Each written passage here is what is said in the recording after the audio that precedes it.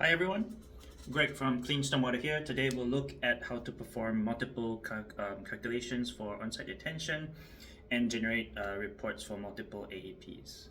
So let's get started. First thing, we go to cleanstormwater.com.au as always, then log in or sign up to the portal, that's free.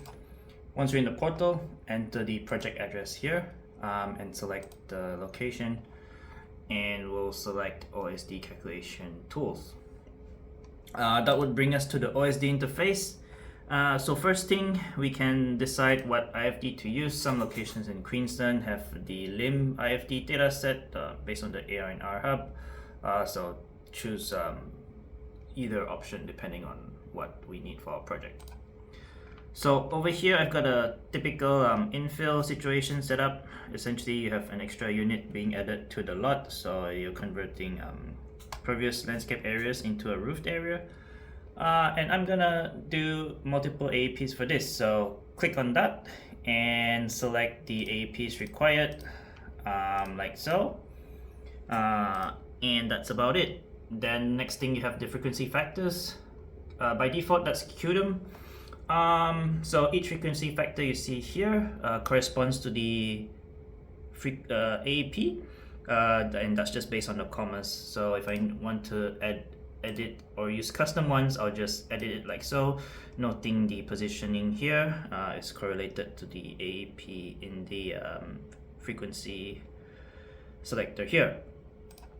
But I'm going to leave that as default. Same thing, the C values calculated in accordance with QDM.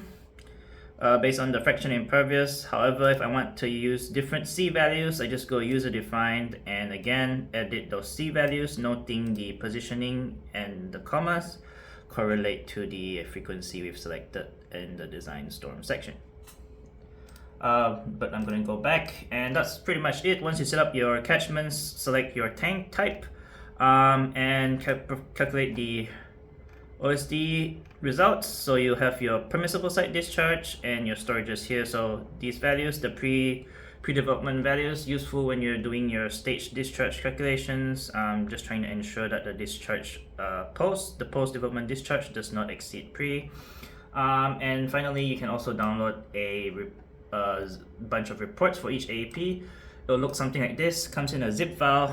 In the zip file, we have all the reports and calculations lined up neatly based on each AEP, like so. So that's quite easy. Single click, you get multiple AEP reports submitted individually or attached to your stormwater management plan. And this is comes in quite handy for situations, where council comes and says your OSD needs to control for post-development flows, ensure they don't exceed the pre-development flows for the full range of ARI storm events, including the defined flood events or whatever that flood event is, typically 1%.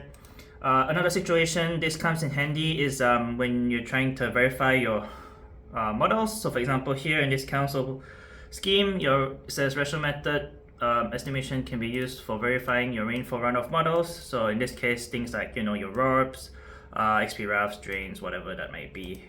You just run all the frequencies in RORB or drains, and then come to the tool, input your rational parameters here, do the same thing for all AEPs, and then you just compare the flows, and the flows will also be present in the reports as well. So compare those flows against your model, do the verification, and submit to council. There you have it, guys. Quick and easy way to generate multiple rational flow calculations, storages, and reports for your next hydrology project. Till next time.